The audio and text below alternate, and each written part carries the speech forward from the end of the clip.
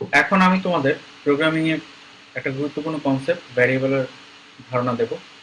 Variable এর বাংলা নাম হচ্ছে চলক, যেটা হয়তো তোমরা আগে শুনে এসেছো গণিতে। এবং প্রোগ্রামিং এর চলকটাও অনেকটা একই রকম।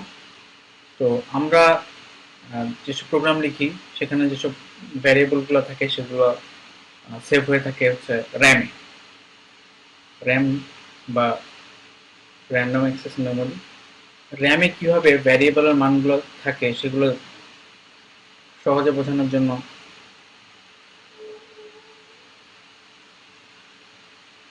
এরকম খুব খুব অংশের সাহায্য নেব। তো ধরা যাক যে একটা ভ্যারিয়েবল তোমরা নিয়েছো যেটার মান হচ্ছে এক্স। তো সেটা র্যামে একটা নির্দিষ্ট জায়গা দখল করে নেবে। এখন এক্স এর মান যদি আমি 2 লিখি, র্যামেও এরকম 2 সেট হয়ে যাবে। আরেকটা ভ্যারিয়েবল ধরো নিলাম ওয়াই, ওয়াই এর মান হচ্ছে 3, র্যামেও ওয়াই এর বিপরীতে 3 সেভ হয়ে যাবে।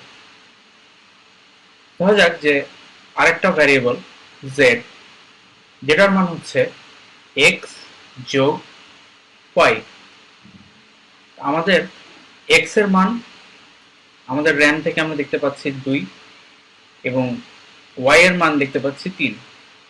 তার মানে এক্স এর সাথে ওয়াই এর যদি যোগ করা হয়, তার মানে হচ্ছে এক্স এর যে মান সেটার সাথে ওয়াই এর মান যদি যোগ করা হয় তাহলে আমরা পাবো হচ্ছে 5।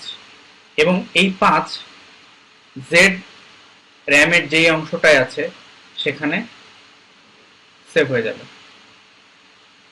এখন একটা কথা হচ্ছে যে আমরা র্যামে যেভাবে দেখাচ্ছি 2 3 5, কম্পিউটার আসলে ঠিক সেভাবে সেভ করে না।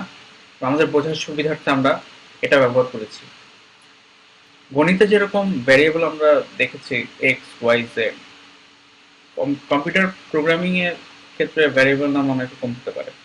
যেমন ধরা যাক যে আমি টোটাল মার্ক রাখার জন্য টোটাল আন্ডারস্কোর মার্কস এরকম একটা ভ্যারিয়েবল রাখতে পারি, কারো গ্রেড রাখতে হলে গ্রেড রাখতে পারি, কারো বয়স রাখতে হলে বয়স রাখতে পারি, বা 3টা ভ্যারিয়েবল x1 x2 x3 এরকম রাখতে পারি। এখন প্রশ্ন হচ্ছে যে আমরা আসলে কি কি জিনিসপত্র দিয়ে এই ভ্যারিয়েবলের নাম লিখতে পারি। আমরা ভ্যারিয়েবলের নামে ইংরেজি বড় হাতের এবং ছোট হাতের অক্ষর ব্যবহার করতে পারি, আন্ডারস্কোর ব্যবহার করতে পারি, এবং 0 থেকে 9 এই অঙ্কগুলো ব্যবহার করতে পারি।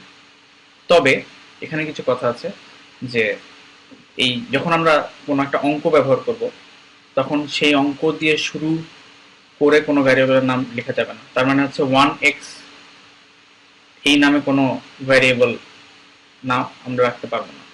এছাড়াও ভ্যারিয়েবল নামের মধ্যে কোনো স্পেস রাখা যাবে না।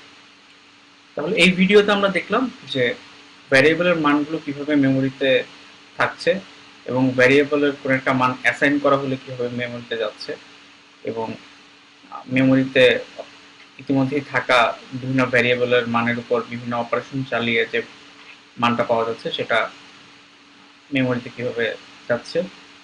এছাড়া বিভিন্ন ভ্যারিয়েবলের নাম আমরা কিভাবে রাখতে পারি সে নিয়মগুলো আমরা পরবর্তী ভিডিওগুলোতে দেখব, যে বিভিন্ন ভ্যারিয়েবলের ধরন এবং ইনপুট আউটপুট নিয়ে কিভাবে ভ্যারিয়েবল আমরা স্টোর করতে পারি সেগুলো।